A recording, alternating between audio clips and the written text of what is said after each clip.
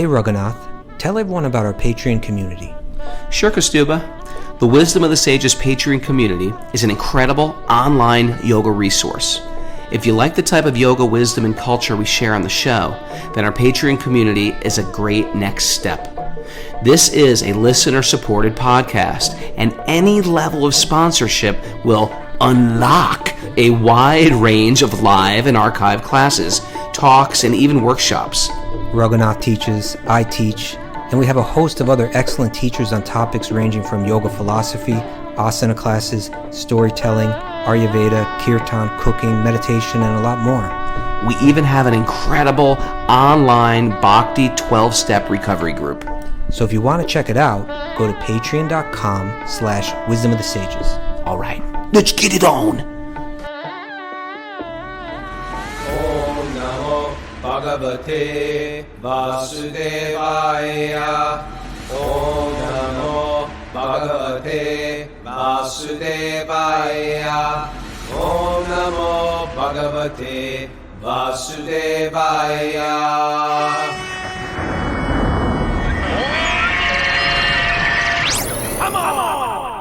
Live from New York City. Welcome to Wisdom of the Sages, a daily yoga podcast with your host, Kaustubha Das. We are desperately missing and feeling deep emotions of separation from Raghunath today, right, Mara? Yeah, we really are. But you know, we're happy for him because he's up in the mountains of Nepal, and recently he's achieved enlightenment. Right, having gained darshan of the Annapurna peak, he's a new man. He's enlightened, and I think that could only be good for the show in the future, right? Yeah, looking forward to that. Okay, he's coming back with special realization. Yeah, but Raghunath, we had him yesterday, where he was in Pokhara, and we were able to get a connection. But we're anticipating this week is going to be a week of weak internet connection, strong spiritual connection, weak internet connection. But we're going to do something interesting this week. We wanted to fill it out, and an interesting opportunity came up. So I said, oh, this could work. That our friend and regular listener, and commonly he's a Zoomer, if not an other. Balaram Perez is with us. Balaram, good morning. Good morning. It's really good to have you here. Now, Balaram is from the UK. But he had a unique childhood where you were raised and trained in the Gurukula in Mayapur, right? Yes. So Mayapur is like the birthplace of Sri Chaitanya, and it's a very, I mean, I could say physically externally it's a very beautiful place. But what to speak of spiritually, it's hard to describe, and it's something that you got to go there to feel. But it's said it's a holy dham like Vrindavan, and whereas Vrindavan, the mood is sweetness, in Navadvip or Mayapur, the predominating mood of the place that is audarya, or it's called like mercy or compassion, right? And when you go there, you feel it. It feels very special. And you were trained in the Gurukula there, which is a really amazing, incredibly far out school. It's almost like I feel like if the aliens came, they would like come down to that place. They'd be like, oh, okay, these people are doing all right. Like they've got a beautiful setup here, and they're focused on the right ideas and stuff like that. So Balaram, he's a creative person. He's into various types of media, especially video, and he's developed a project called Creative Sanga, which this interview is going to hopefully serve. And maybe you can just share a bit about Creative Sanga with us and how this interview ties in. Thank you so much, Kaustubha Prabhu. First of all, I just wanted to express my gratitude. Since the pandemic started, for most of us, we lost our jobs, and we weren't able to connect with our spiritual community. And Wisdom of the Sages has been a saving grace. I don't think I've missed a single episode since I started last year in March. Wow. So I'm very, very grateful. And actually, I don't know what I'm doing here. I don't feel qualified to be asking any questions. But to answer your question, I think we all have a creative part to ourselves, or we could say we're creative beings. Hmm. And when the pandemic started last year, I felt a creative block. And our mutual friend, John B. Harrison, recommended The Artist's Way by Julia Cameron. Right. So I started doing that sort of as a recovery process. That's like an 100-day project thing where you create something for 100 days in a row. Is basically Well, that's the idea or something like that? Julia Cameron's workbook is 12 weeks, Okay. and she introduces different things to help deal with the mind, Okay. just like the Gita does, and to just be comfortable with creativity. And so a couple of friends, we were all doing that together, and we also had nothing to do. A lot of us had lost our jobs, so we ended up just watching loads of films together, and then we all expressed a desire to want to see Krishna on the big screen, Hmm. uh, or on the small screen on our phones. And we started to think about how could we do that. So we started to research storytelling, filmmaking, and previously we had already done a comedic channel on Facebook called Think Out Loud, which got hundreds and thousands of views. And we're just all talking about how it would be awesome to have the Krishna version of the Marvel Cinematic Universe, but just call it Right. the Krishna Cinematic Universe. Okay. And how cool that would be, and how that would inspire us so much to see our heroes that we grew up with on the big screen. And so that led to sort of a question of, before we put Krishna or we share Krishna, we need to make sure that our faith in Krishna is strong. And that's why I decided to start a little podcast just to ask questions Hmm. and strengthen my faith and trust in Krishna, and address some of the discomforts with the things that I've grown up with. Okay. And that's why I reached out to you, and with a list of questions that we've tried to refine multiple times, and hopefully they'll be of some use to everyone listening. Okay. So yeah, Balaram sent over a list of questions to me, and we looked at it first and said, okay, maybe this might take a couple of days, maybe a few days, and then I woke up this morning and I looked at him and I said, oh my God, I could spend the whole time just taking the first question today because these are profound questions. I really like these questions. I felt they could be really, I don't know, for people, for our listeners.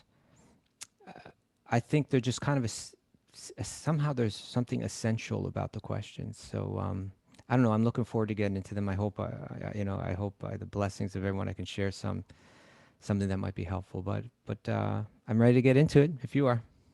Yeah, ready. Okay. So should we start with the first question? Yes, please. So the first question, well, actually the second question I wrote down, Okay. Second you wrote which down, but the first for this interview. the second question I wrote down, and again, sort of addressing this feeling that I've been practicing bhakti yoga since childhood, but do I still have some doubts in a higher power, in Krishna himself? So the question is, the idea of a higher power feels right, but how can I know for sure?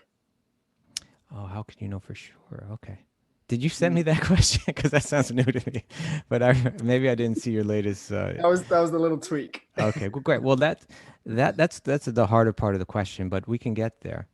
Mm, But let's begin with talking about a higher power, and can it be useful for us? Can the idea of a higher power be useful for us?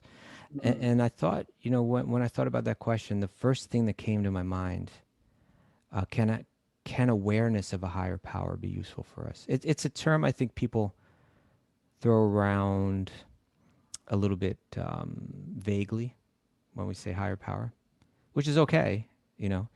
But I think the more clearly it becomes defined, the more transformational it'll become in our life.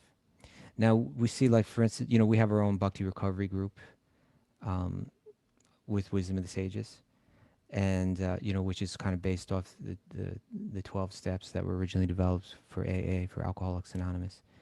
And their second step is that we came to believe that a power greater than ourselves could restore us to sanity. Um, and I like the way that that's phrased. Um, so can awareness of a higher power be useful for us? I'd say yes, and I would even dare to say it could restore us to sanity. You know, and people might say, well, are we insane? And I would say yes, we are insane. There's a definition that sometimes I'm not sure where it originated, but that says that defines insanity as doing the same thing over and over and expecting a different result. You've heard that before, and so I think that generally we do that.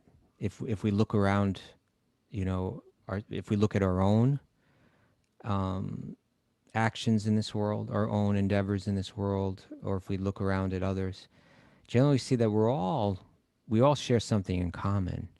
We're all looking for happiness in this world.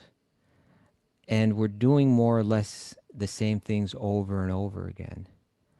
But we're not finding a lasting, deep sense of happiness.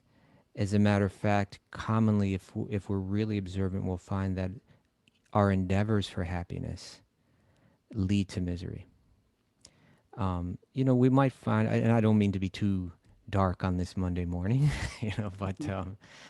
but if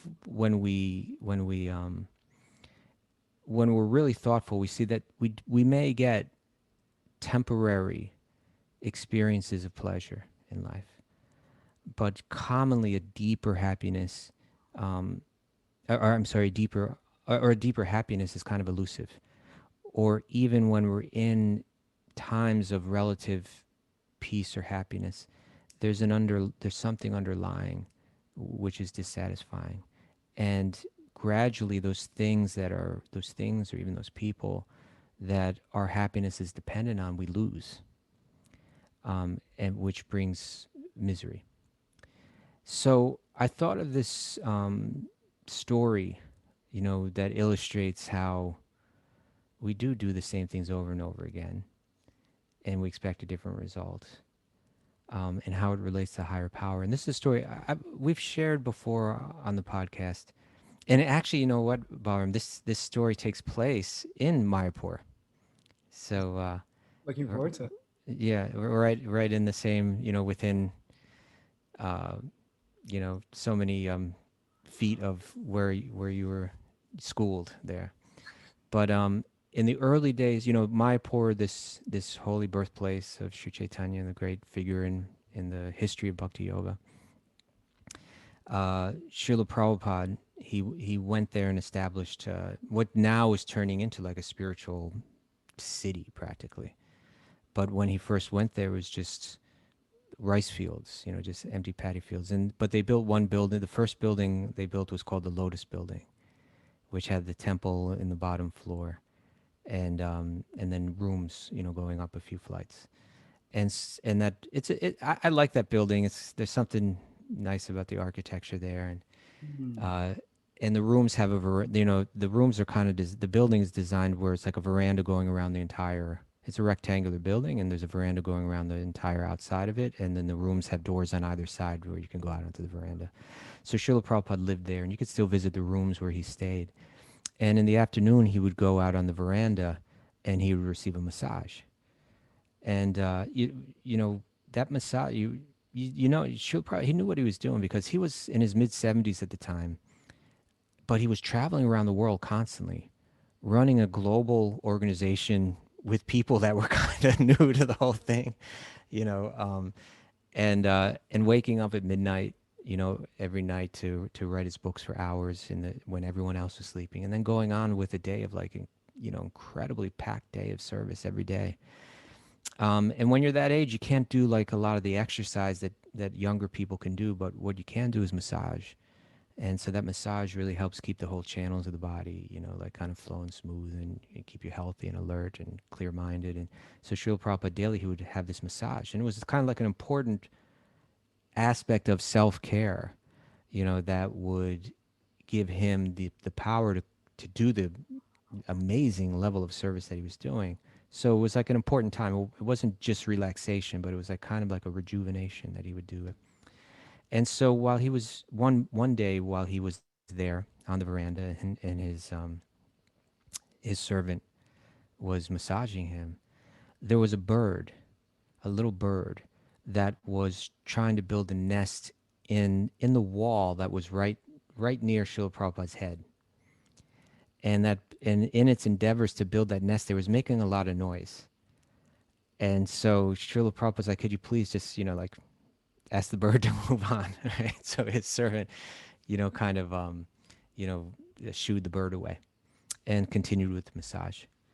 But very quickly later, the bird returned, with some twigs or whatever to build its nest, and was making noise again. And so again, the servant shooed the bird away, and the bird came back again, and he shooed it away again. So the servant realized, oh, well, we got to do something about this. It's not stopping. I'm going to be doing this massage for maybe an hour or so. So it was like a long massage. So he kind of wadded up a piece of paper and stuffed it in the hole that the nest was being built in. And so when the bird came back, it said, "Oh, what is this? Some kind of obstacle." But then the bird started tugging on the piece of paper that was stuffed in. They're like, "Okay, well, let me get this out of here so that I can continue with my plans for building my home." And and of course, when he finally got it out, the servant just stuck it right back in there. And then Srila Prabhupada shared this thought with his servant. He said he's endeavoring, to build this home. He's endeavoring to find this circumstance of happiness, but he's not realizing that all along there's this higher power that's watching him do it, and that's ultimately in control of the situation. You know, and that is the state that we are in generally, that we're moving through this world and we're searching for happiness and we're endeavoring for happiness and we're working hard at it.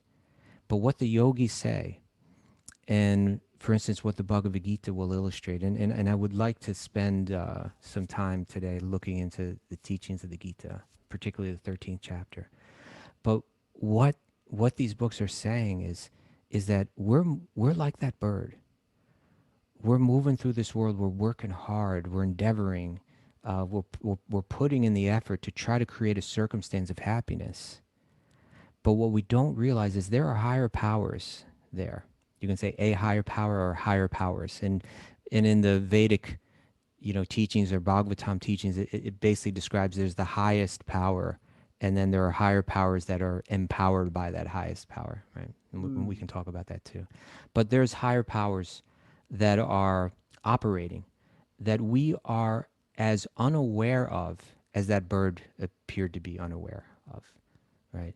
That the bird's not getting it, that this guy, no matter what I do, is going to be able to thwart my efforts, right? And we're not, what we're called upon to do, what the wise person is capable of doing, is conceiving of that higher power, recognizing it, and learning to work in harmony with that higher power.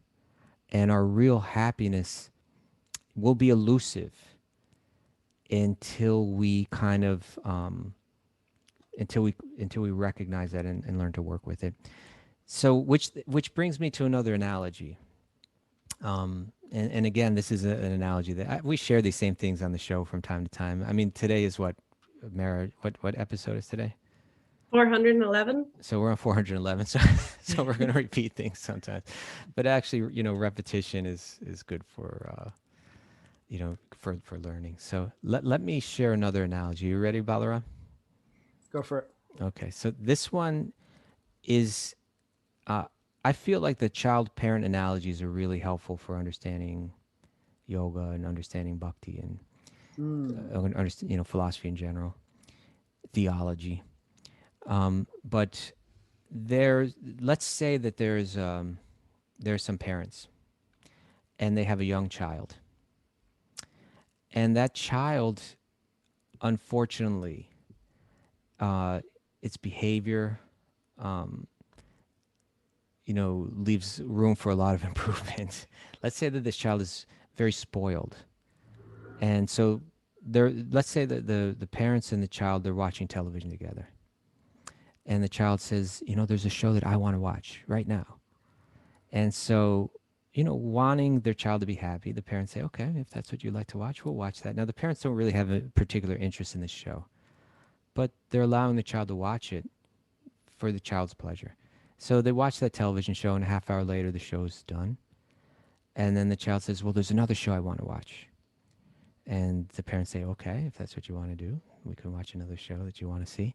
And so they sit through this next show for the child's pleasure. And then when that show ends, then the child says, again, there's a show I want to watch. And this time the parents say, well, we watched two shows that you wanted to see, but now there's a show that we would like to watch. And upon hearing this, upon realizing that their desire is about to be interfered with in some way, the child becomes not only upset, but furious, right? And we've all seen children behave this way, that the child begins to scream, this isn't fair. Why are you doing this to me? I hate you. We have seen little kids, just they get to that, I hate you. Why are you doing this? This isn't fair. And now the child is creating this tantrum, and the parents are watching this child, and they love the child. They want nothing but happiness for the child, but the child is feeling isn't feeling that the love that the parents have. There's something interfering with it. There's an ignorance. There's a lack of understanding in the child right now that these people are mean. They don't like me, and they're treating me cruelly. And why can't my desires be met? And so, but the parents want, recognizing this the state of mind of this child, and recognizing that as long as this child remains ignorant, there's a problem here, that our child, our dear little beloved child, has a misconception, a very basic misconception about life, that they think that the whole world is meant to be revolving around their desire.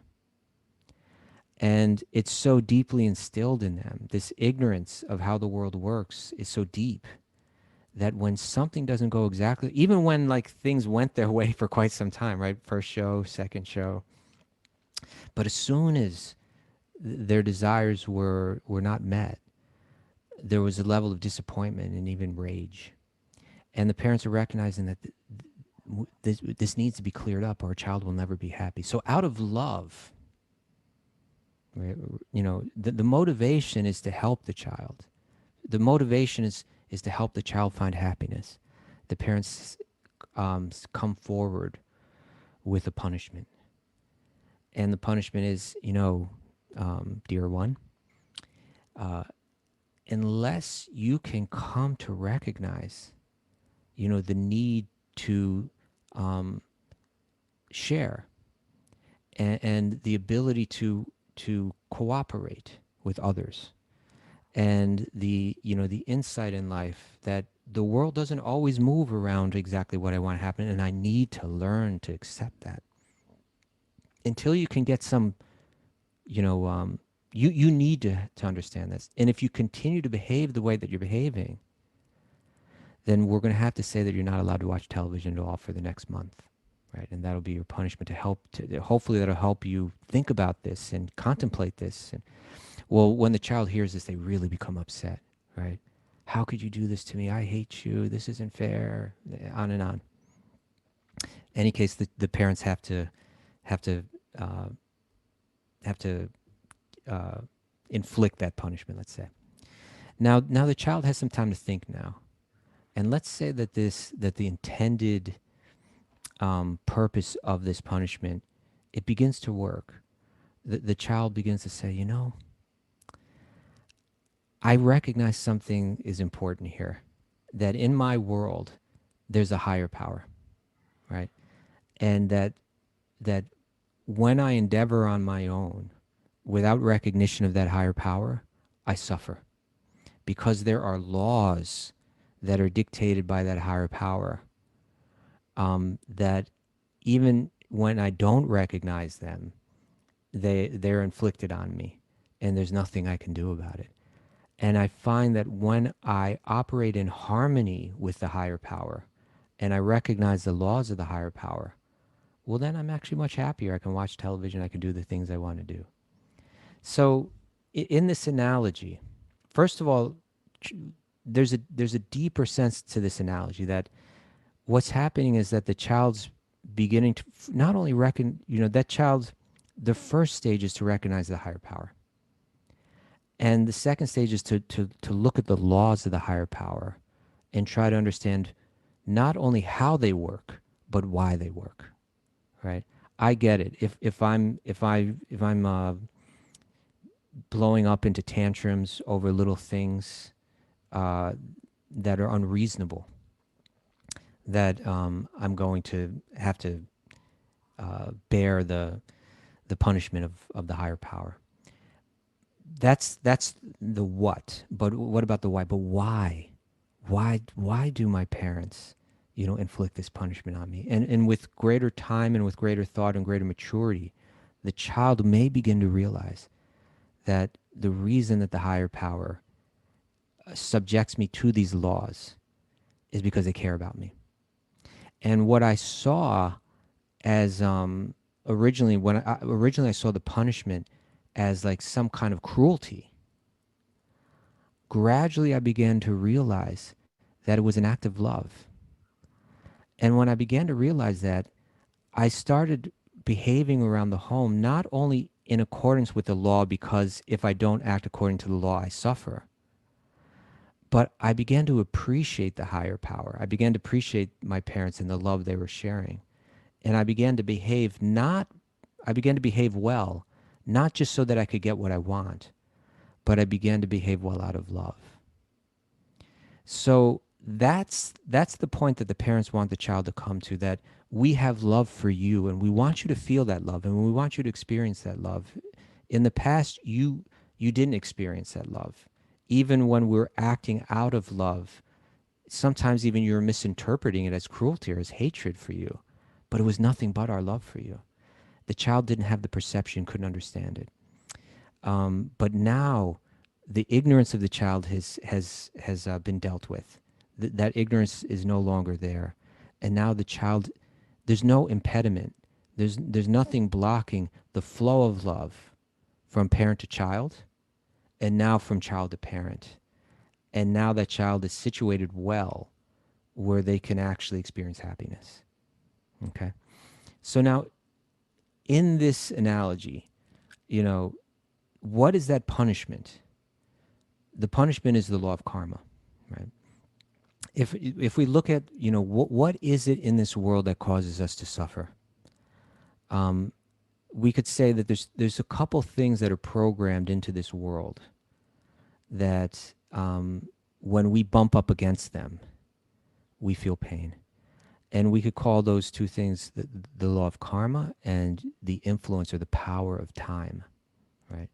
That if there was no law of karma and there was no power of time within this atmosphere that we're moving around in, we might be able to create circumstances like that little bird was trying to do. We might be able to create circumstances that we found lasting pleasure in. But the fact is that these laws are in effect. And so the law of karma, the way that it works is that it's just like the parents had this punishment that was meant for the rectification of the understanding of the child. I'm one person in a world of many other people. It's not like this whole thing is meant to revolve around me, and I need to understand that. So when the child behaves in accordance with that understanding, everything's fine. But when the child begins to act with an ignorance of that understanding and begins to demand that things work for me, then the law is applied and the suffering is felt for the purpose of rectifying the child's understanding. And so the law of karma works like that for us, that we have a nature, and when we uncover that nature through yoga, we feel bliss, we feel happiness. And that nature, when we get down to the core of it, it has to do with service and selflessness and ultimately divine love, right? Love is really exists in a state of selflessness. In one sense, love is the opposite of selfishness. In the Chaitanya Charitamrita, the great sage Krishnadas Kaviraj Goswami, he gave a definition of love. And that definition was basically that when the happiness of the one that you love becomes your happiness, then that is love, right? That's how we understand what love is. That I care so much about you that when I see that you're happy, I feel happy, right? It's counterintuitive to us. We generally tend to think that when everything's working for me, I'll be happy. But here it is that because my connection and my love to you is so deep, when I see that you're happy, I feel happy. And if we actually understand that and connect with that, naturally we want to serve the one that we love. When we experience love, automatically because we're programmed to, because our nature is happiness, and by nature we seek happiness, through love we naturally serve the object of our love, because their happiness brings about our own happiness, right? So that is love. That is what we're meant to understand, and that is the mystery that we're really meant to get at the bottom of in this life, is that by nature I love and by nature I serve. And so that the qualities that facilitate service and that are consistent with our nature are qualities like compassion and selflessness and kindness and generosity, like that.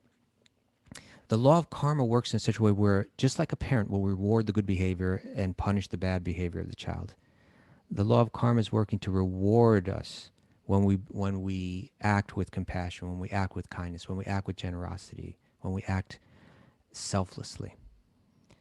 And it's there to inflict some pain, right? Some pain that's meant to rectify us, some pain that's meant to open our eyes, to help us understand who we are and what we're doing here and what we're meant to learn. So that law of karma is going to, until we catch on, until the bird realizes, oh, there's a higher power, and I'm not going to get anywhere until I recognize this. Right? Until we wake up like that, the law of karma is there to help wake us up to that. We might be able to find some lasting situation of pleasure here, some level of pleasure, if it weren't for that law. But we have to be real careful with that law, because it will inflict pain when we're not getting the message that we're meant to get. And then the other law that's programmed right into the virtual reality that we're working through, that's been downloaded and installed and is running, is called the law of time, or the influence of time, the force of time. That we're moving through a world that's composed of material energy. We are spiritual energy. We are a spark of spiritual energy, but we're in bodies that are made of material energy. And we're moving through a world that's made of material energy. And so it's unnatural for us. The law of spiritual energy that we're made of is timelessness, right? There is no influence of time. We don't grow old. Our body grows old. We don't grow old. We don't deteriorate. We are eternal. And therefore, Krishna's teachings in the Gita begin there. You know, that the soul, it can't be killed. It can't be cut in half. It can't be burned by fire. It can't be moistened by water. It can't be withered by the wind. It's eternal. The soul is eternal. It's spirit. It's not affected by time. But our bodies, and the bodies of those that we love, and our possessions, they're constantly changing and constantly moving, and ultimately they're all destroyed. So that law of time is also there to help wake us up, also there to make us think, what is this world? I'm searching for lasting happiness in a world where nothing lasts. It's a formula that will not work. Right? So what am I meant to learn? What am I meant to understand? What can wake me up? And for that, we can look, to the Bhagavad-gita. In that 13th chapter, Arjuna, he begins the chapter by well, this is the verse. It's verse 1 to chapter 13. Arjuna says, Prakritim Purusham Chaiva, Kshetram Kshetragyam Evacha, Etad Veditam Ichami, Gyanam Gyayam Chakeshavaha.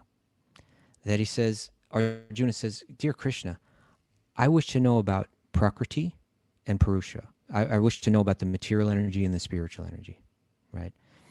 I wish to know about like the physical, which our bodies are made out of and this world is made of. And I also wish to know about the one that, the Purusha, the one that enjoys, or you could say experiences the material energy. And then he says, and I want to know about the field and the knower of the field. And basically that's the same kind of question. I wish to know about the field, meaning the body, and the knower of the field, meaning the soul, because we know our body. Our consciousness is spread throughout our body. And then he says, and I also would like to know about Gyanam and Gyayam. I want to know about knowledge, and what is the object of knowledge? What is knowledge, and what are we meant to know? It's a very profound question. And when we speak about knowledge in philosophical circles, it means not just like not just the knowledge itself, but it also includes within it like what is the process of gaining knowledge. And so in verses 13, 8 through 12, there's a list of what you could call, they're like qualities, you could say, or practices that facilitate the one's gaining knowledge. And so within that list is a phrase, a poetic phrase that's really meaningful, I think, to our conversation today, and that is Janma Mrityu Jara Vyadi Dukkha Dosh Anudarshanam. That Janma means birth, and Mrityu means death, and Jara means old age, and Vyadi means disease. Dukkha refers to miseries, right? These all cause miseries. Birth is very painful. Death is very painful. Old age brings upon miseries and disease, all these things. So dukkha dosh anudarshanam, that one has to darshana, one has to see these, one has to contemplate these, one has to think about these, really consider, rather than just like move through the world just like, oh, I got to deal with this. Really consider, am I like that bird, working hard for happiness? And are birth, death, old age, and disease, are they like, that paper getting stuffed in my hole and preventing me from finding happiness? Is this what's going on? This is the kind of philosopher that Krishna is asking Arjuna to become. Step back, take a look, see that there's a higher power. And as long as you're not recognizing that higher power and the laws of that higher power, you're going to suffer. But if you can recognize the laws, and if you can recognize the purpose behind the laws, that it's not just that it's not like some nihilistic kind of thing, like, oh, my happiness is always thwarted by suffering. No, there's something that I meant to learn. There's something that I meant to understand. The higher power is actually benevolent. The higher power, just like those parents, they're acting out of love. The higher power is trying to help me find my happiness, trying to correct my ignorance that's preventing me from finding my happiness. And that's coming through birth, through old age, through disease, through death, right? Recognize the reality of these and let them help rectify my understanding, So that comes out really well in the 13th chapter of the Bhagavad Gita. And why don't we read a bit from that? I'll pick up right after.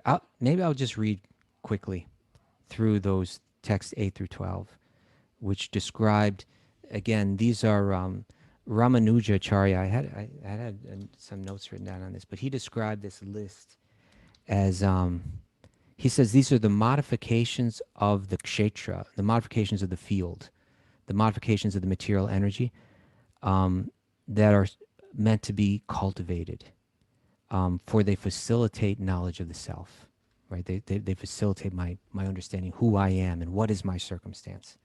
So Krishna says humility, pridelessness, nonviolence, tolerance, simplicity, approaching a bona fide guru, cleanliness, steadiness, self-control, renunciation of the objects of sense gratification, absence of false ego, the perception of the sufferings of birth, death, old age, and disease, detachment, freedom from entanglement with children, family, home, and the rest, even-mindedness amidst pleasant and unpleasant events, constant and unalloyed devotion to me, aspiring to live in a solitary place, detachment from the general mass of people, accepting the importance of self-realization, and the philosophical search for the absolute truth. All these I declare to be knowledge. These are what facilitate knowledge. And he says, and besides this, whatever there may be is ignorance. Okay, so then that's the gateway to knowledge. Now, what am I meant to know? And what Krishna is going to describe as what we're meant to know is we're meant to know the Purusha. We're meant to know that spirit, consciousness. Who am I? And this is the big one, the higher power. Who is that higher power? What is that? How does that higher power manifest in this world? And that's called the Paramatma. The Param literally means the higher, right? The higher Atma. The Atma is power. We are all Atmas. We are sparks of spiritual energy. We have power.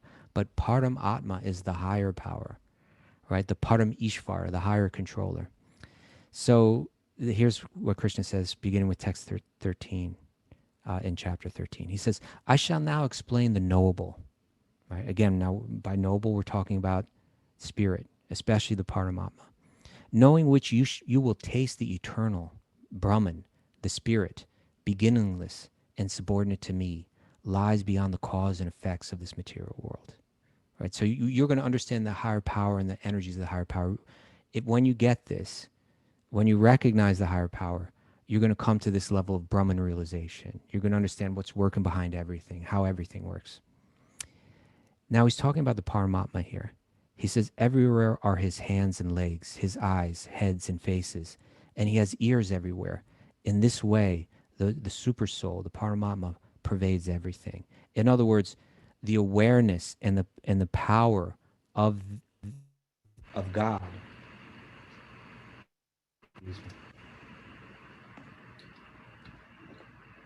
There it Okay, there. is. Or the power of God is spread through every atom, through every living being, in the form of Paramatma, in the form of Vishnu that's present everywhere.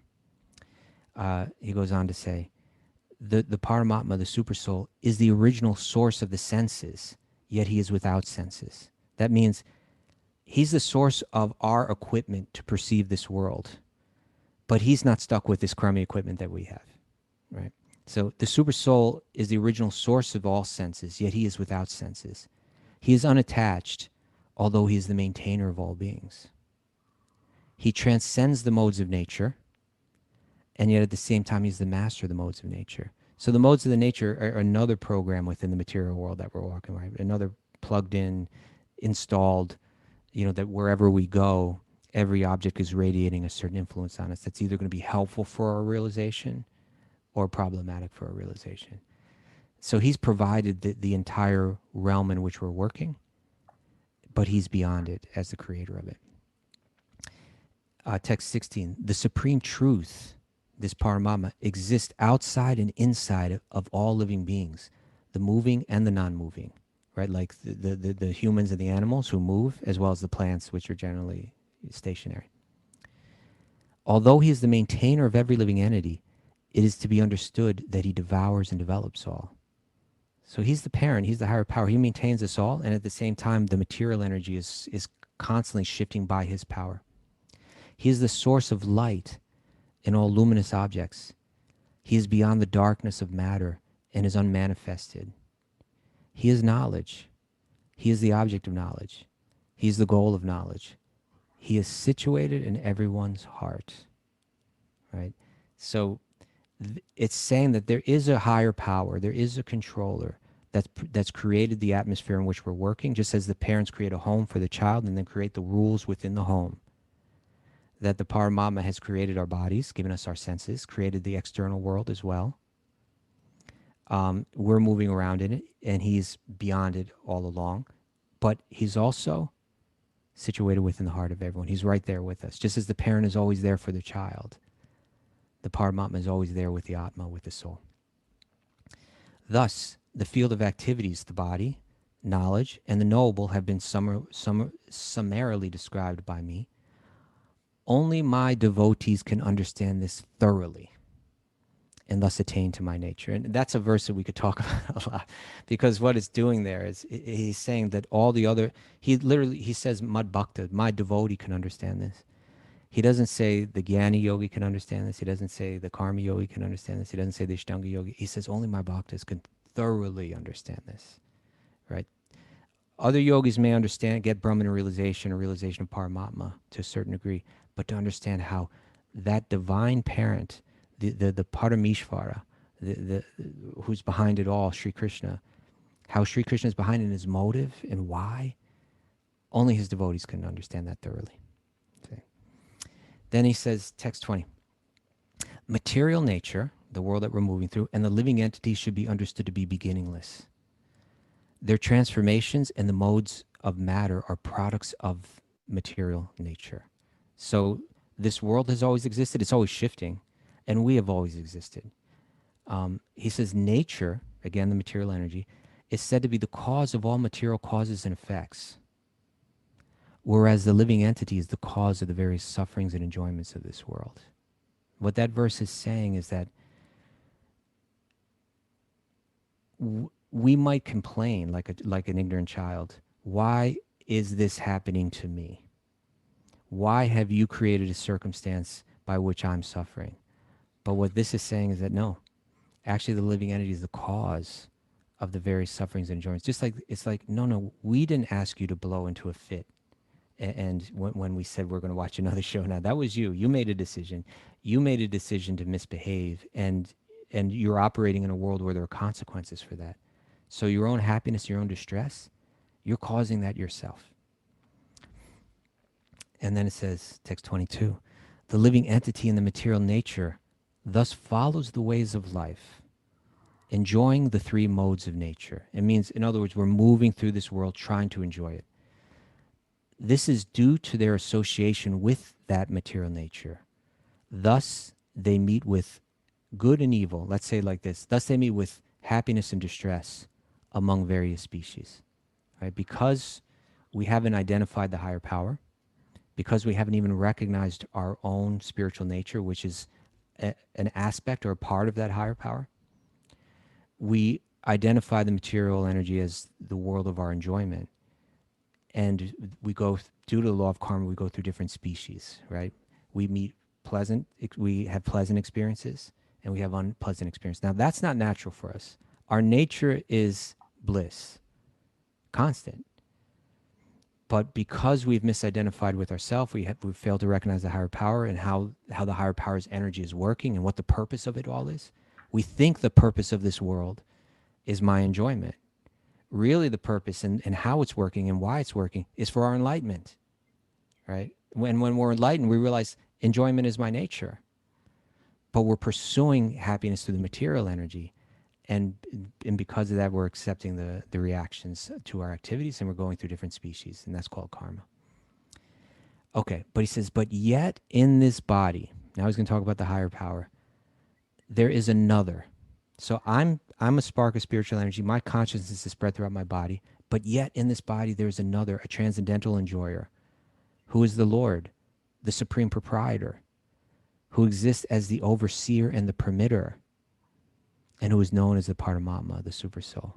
So I'm trying to enjoy through this body, but within my body, there's another conscious being that's there, and this is the higher power. And this higher power is tying everything together, because that higher power is in my body and in your body and the body of every living being. One who understands this philosophy concerning material nature, our bodies in the material world that we're moving through, the living entity, ourselves, and the interaction of the modes of nature, how this is all moving, is sure to attain liberation. Okay, we'll become free of our entanglement. We'll become free of the punishments. We'll become actually fully happy. They will not take birth here again, regardless of their present position. Some perceive the super. Now, okay, that's great news. Thank you for helping me understand that. Right now, you've helped me understand my position, that there's a higher power, that I'm moving around the home with not understanding why it works and how it works, trying to find happiness in ways that are leading to suffering. That's great to know. I want to know more about this higher power. How can I know more about the higher power? And then this verse speaks to that. It says basically there are four paths that people take. Some perceive the super soul within themselves through meditation. That's called Ashtanga Yoga. Others through the cultivation of knowledge. That's called Jnana Yoga. And still others through working without fruit of desires. That's called Karma Yoga. And again, there are those who, although not conversant in spiritual knowledge, begin to worship the Supreme Person upon hearing about him from others. Because of their tendency to hear from authorities, they also transcend the path of birth and death. And that's referring to Bhakti Yoga, right? By hearing Bhagavatam, right? I may not have the self-discipline of the Ashtanga Yogi, or the cold analytical renunciation of the Jnana Yogi. I may not even be operating as like the Karma Yogi who's working in this world and giving up the fruits. If I just hear Bhagavatam, if I just hear Bhagavad-gita, just that can be enough so that I understand the higher power completely, thoroughly.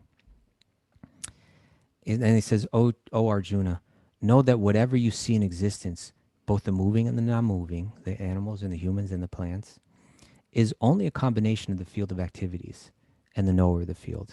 Right? There's only these two things. There's spirit and there's matter. One who sees the super soul accompanying the individual soul in all bodies, when you begin to see the world like that, oh, I get it. The higher power is here, the higher power is there, the higher power is in everyone. One who sees the super soul accompanying the individual soul in all bodies, and who understands that neither the soul nor the super soul within the destructible body is ever destroyed, actually sees. Right? Once the child understands, oh, my parents have a power over me and the world doesn't just work according to my desire, then the child actually understands. They actually see. And so once we see that the Paramatma is within every body, right, and functioning in a way for the benefit of that soul, now we're actually seeing. One who sees the super soul equally present everywhere in every living being does not degrade themselves by their mind. Thus they approach the transcendental destination. One who can see that all activities performed by the body, which is created of material nature, and sees that the self does nothing, actually sees. And this is dealing with the question of doership, you could say. That actually even my body is controlled by higher powers, right? And this is all going to be and has been described in Bhagavatam and what we've read, that that the ability to just like in my home, right? I have my computer plugged in right now, and I got the lights turned on.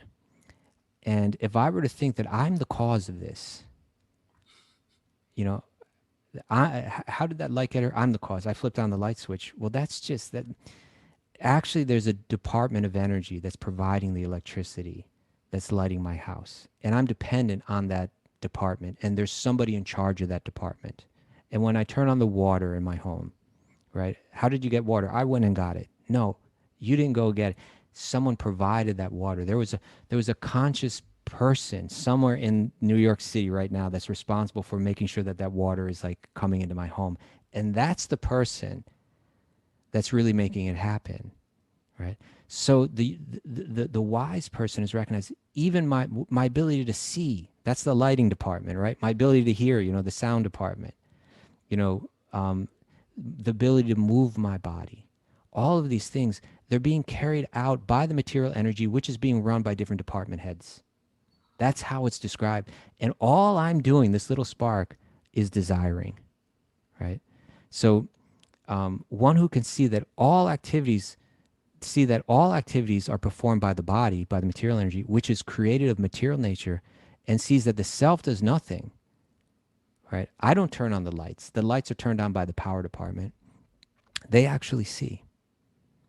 When a sensible person ceases to, and this is so big and this is so relevant and so important in the day and age that we live, all days and ages, but especially now, when a sensible person ceases to see different identities due to different material bodies and sees how beings are expanded everywhere, they attain to the Brahman conception. They see the truth. Those with the vision of eternity can see that the imperishable soul is transcendental, eternal, and beyond modes of nature.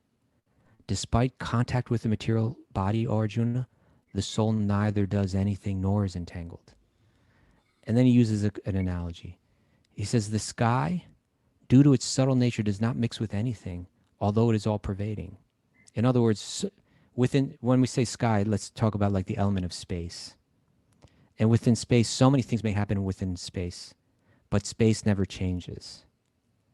And so similarly, the soul is like that. He says, the sky, due to its subtle nature, does not mix with anything, although it is all pervading. Similarly, the soul, situated in Brahman vision, does not mix with the body, though situated in that body. That we can, if we understand the higher power, that's where this all started, right? If we understand the higher power, we understand how we emanate from that higher power, and how the world we're moving through is controlled by that higher power, then even though we're stuck in a material body and moving through a material world, we can be untouched by it. And he says, O son of Bharata, O Arjuna, as the sun alone illuminates all this universe, so does the living entity within the body illuminate the entire body by consciousness.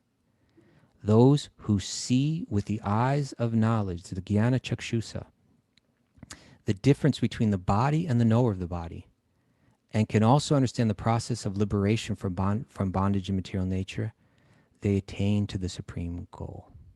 And that concludes the 13th chapter of the Bhagavad Gita.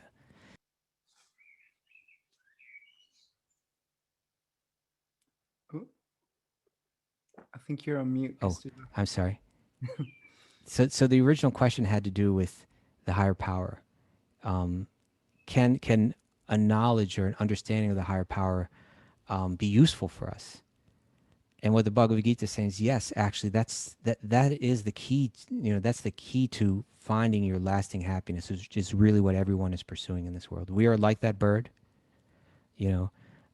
endeavoring hard in this world, not recognizing that there are laws in effect and there's a law maker that's behind it all. That we're meant to learn something through this. Wise up, We're like that spoiled child, upset, not recognizing that the difficulties and the problems that I'm experiencing in life are actually there to rectify my consciousness so I could experience the love of that divine higher power, and through that connection feel love for every living being, see that higher power within the heart of every living being, cease to judge every living being based on their body, based on their externals, but recognize that they are just like me, that we all have a spiritual connection, and that our happiness lies in uncovering that true nature that we all share. So, we've run out of time today. There's actually so much more we could even say about this one question, But I thank you, Balaram, for the question. We'll be back tomorrow to take on the next question. Thank you, Nara. She's queuing up the music. We still miss Raghu. We wish he was here, but he's wandering right now somewhere, with a yak and a group of followers seeking still further enlightenment in the mountains of Nepal. I thank everyone for being here with us today. Nara, should we check out the dance cam? Yeah, there's also a Bhakti recovery meeting today at 1 Bhakti o'clock. recovery meeting today. Yeah. Awesome. Okay. What time is that? 1 o'clock. 1 o'clock. Thank you so much.